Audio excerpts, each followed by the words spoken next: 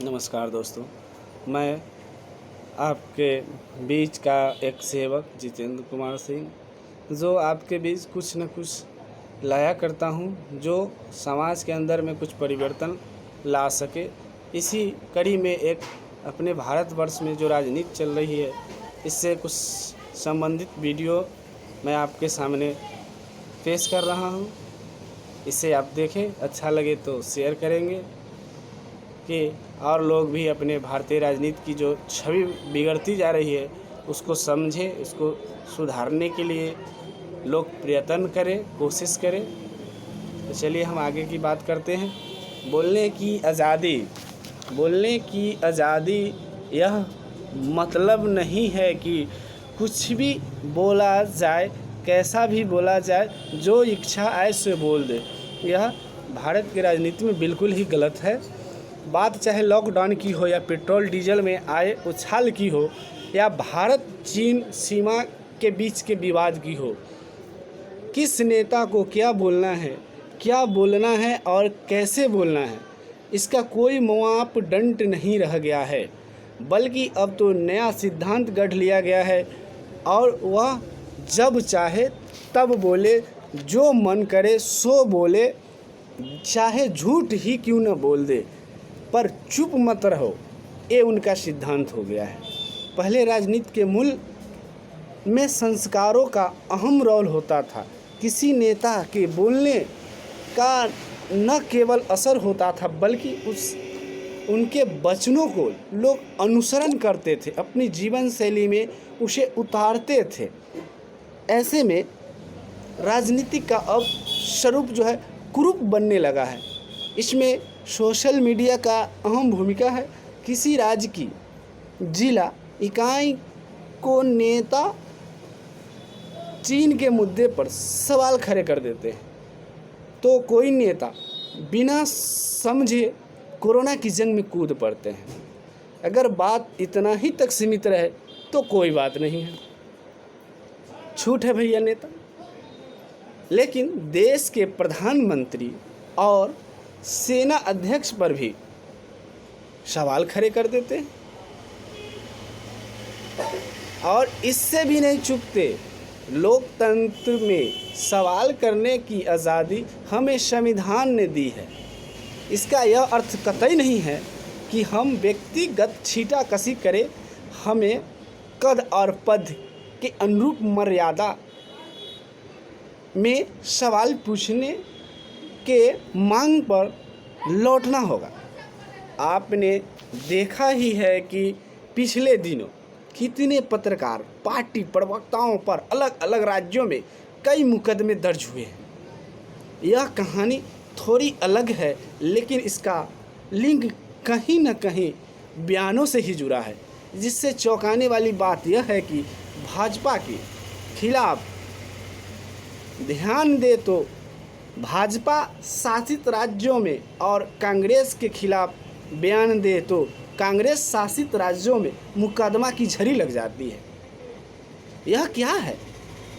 आप बताइए, यह क्या है? तत्वों से भटकी वास्तविकता के कुछ टीवी चैनलों ने डिबेट के मार्फत आग में घी डालने का काम करते हैं, जो बिल्कुल ही गलत है। अपनी सुविधाओं के अनुसार कंट्रोवर्सी क्रिएट करने के नज़रिए से बुलाए गए पैनलिस्ट कुछ भी बोलकर निकल जाते हैं और कहीं से कुछ भी बोल के निकल जाते हैं और यहीं से पनपती है पक्ष विपक्ष की टकराव। इसमें पक्ष विपक्ष की टकराव की अहम भूमिका होती है। सोशल मीडिया पर चलने लगती है, स्वरूप बदल रहे हैं इन बयानों के नीचे कमेंट बॉक्स में आने वाले उन सवालों की प्रतिक्रियाओं की हम चर्चा नहीं करना चाहते हैं, जो और भी हल्के होते हैं। व्हाट्सएप, ट्विटर पर क्या चल रहा है, ऐसे बयानों के नज़रिए से देखते देखते और देखेंगे तो पाएंगे कि हमारे देश में बयान मर्यादाओं खोलकर मनोरंजन का जरिया बन गए। बयान वह है जिसका देश की तमाम जनता इंतज़ार करे। बेवजह के बयान से बचाव में दी गई दलील जैसे ही है। मतलब यह है कि कुछ भी बोलना और बयान देने से पहले यह सोचे, ज़रूरी है कि आपकी बात कोई सुन भी रहा है या नहीं, इन पर गौर। जिम्मेदाराना बयान देना से आप बचे।